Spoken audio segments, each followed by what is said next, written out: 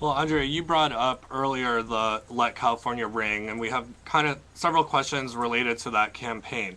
So one is, during the No on Prop 8 campaign, there seemed to be a lot of minority groups that have a large structure here in California that were very supportive of defeating Prop 8. You had, from all the different communities, it was very diverse, but perhaps on the more local level, how are you bringing in some of the more local groups to support that Let California Ring education campaign over the next year?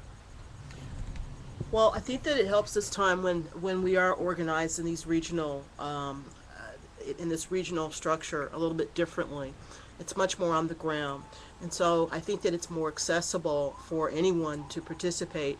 And certainly keeping an eye out and looking out and really actively inviting people to participate and not just to be there when on an irregular basis, but to really be involved in the conversation in terms of strategy, talking about what makes sense from community to community.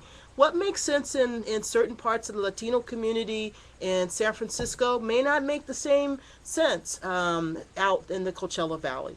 So that's why it's really important as we have these regional offices that we're looking to identify people. The doors are open for not only people that are related to various organizations, for instance, those organizations that may fall under the Prepare to Prevail umbrella and others like that, but also individuals that are not necessarily tied to any particular organization. And so I'm finding that there are folks out there that, again, because they weren't tied to any particular organization, they didn't exactly know how to grab hold of an opportunity to participate.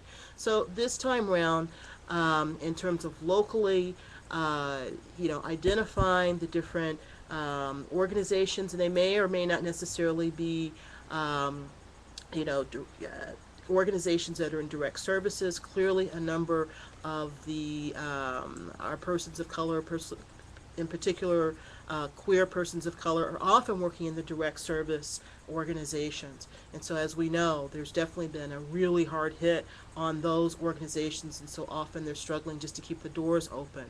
But whether or not they're involved in the direct service sector, or they're involved in other avenues of advocacy for LGBT rights and bridging the gap, or bridging the conversations between LGBT community and communities of color.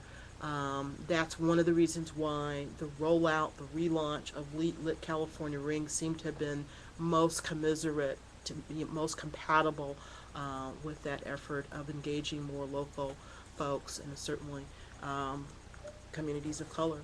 Again, in California, always want to remind us that we have to keep wrapping our minds around the idea that really we're a majority minority state.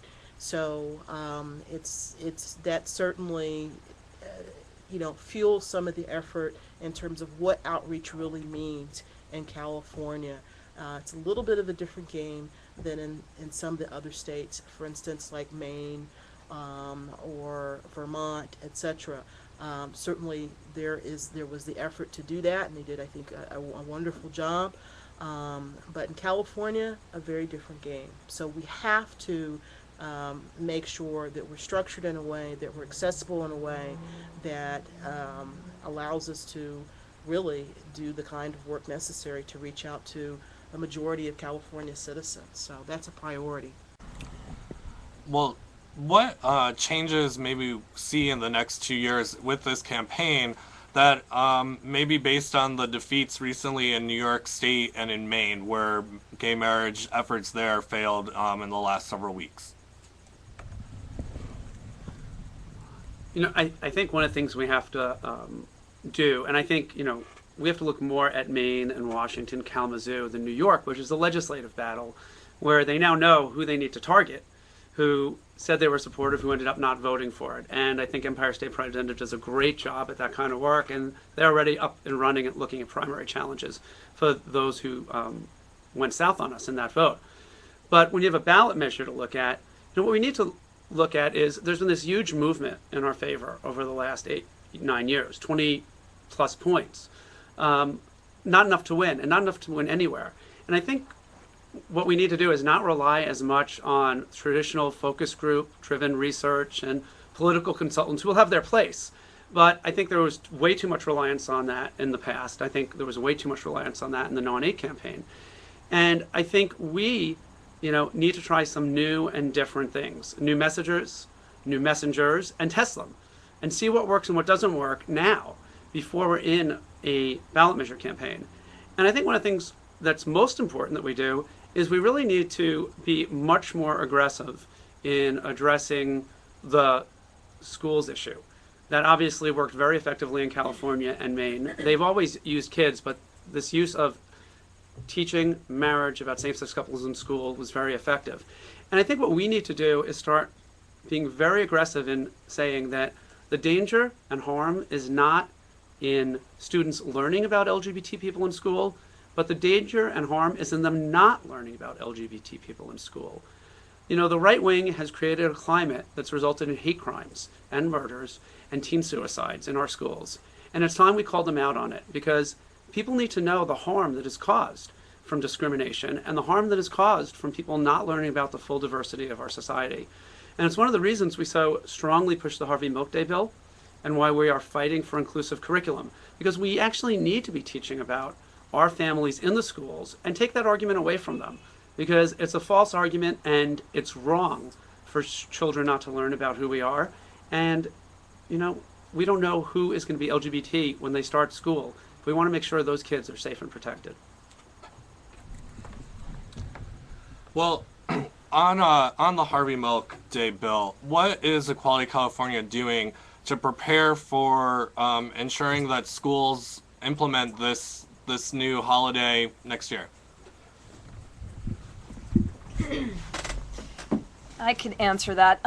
So Equality California is a part of an organization called the California Safe Schools Coalition, which is, an 80-plus member coalition of educators, LGBT youth organizations, parents, PFLAG. It's a very broad coalition, and we've worked together on numerous projects around inclusive curriculum, on the Queer Youth Advocacy Day that we hold each year.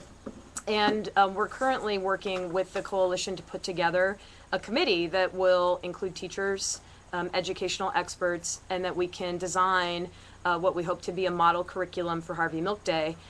We would also partner with some of our allies in support of school districts across the state, and also utilize networks of, for example, school board members in California.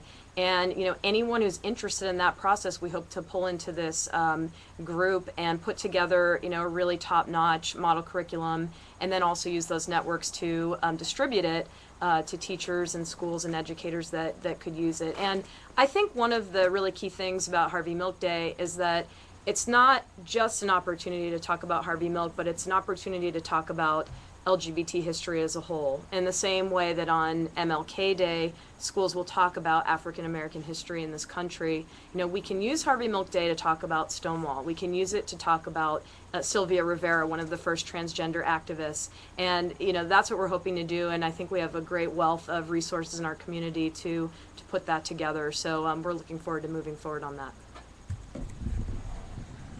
Well, have you already been getting contacted by school board members from the state, or do you have will that kick in high gear come January?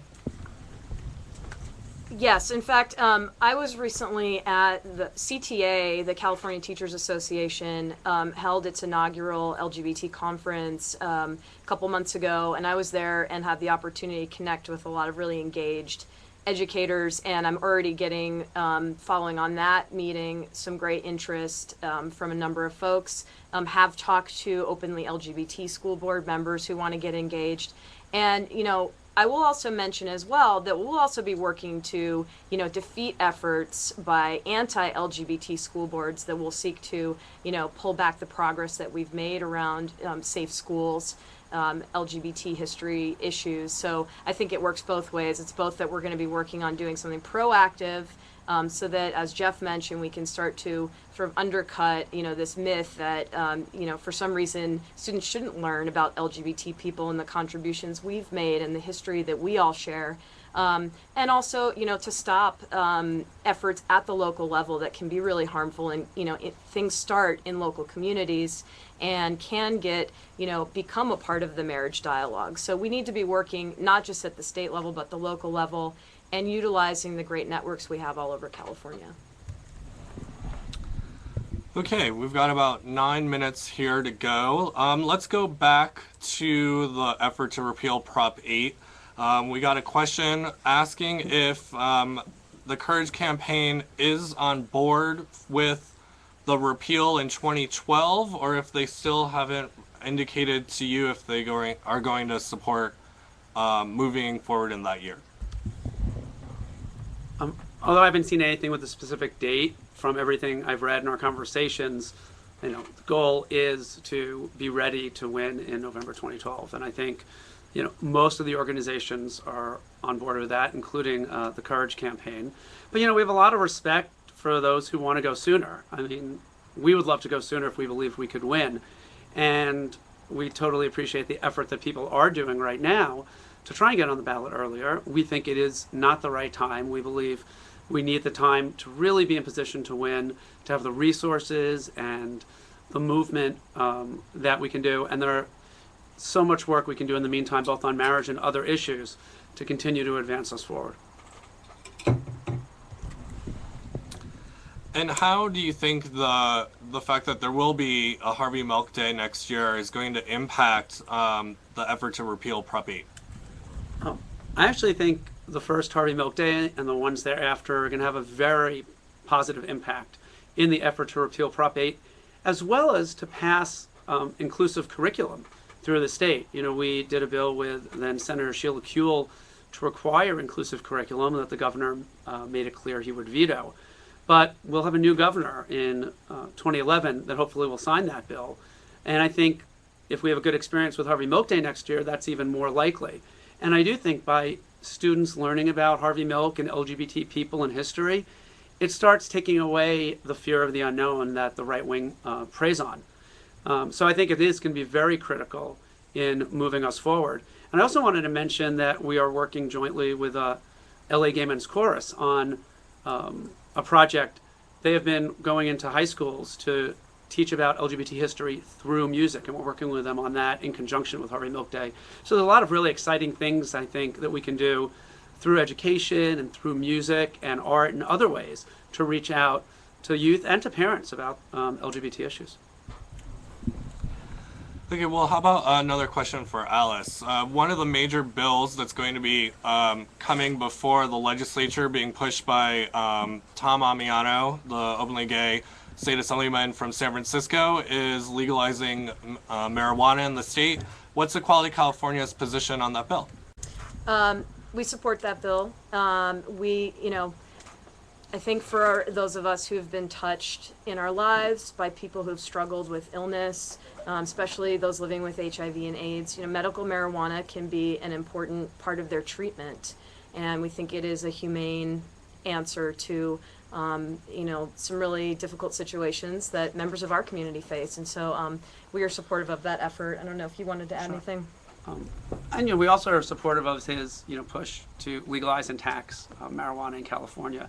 There's a huge revenue stream available that could fund so many of the services that we've seen cut and that we could see cut next year. And it's really criminal that we're actually spending money to put people in prison and spending money for marijuana usage rather than actually having them contribute to society and tax marijuana so that we can actually support more social services for those in need.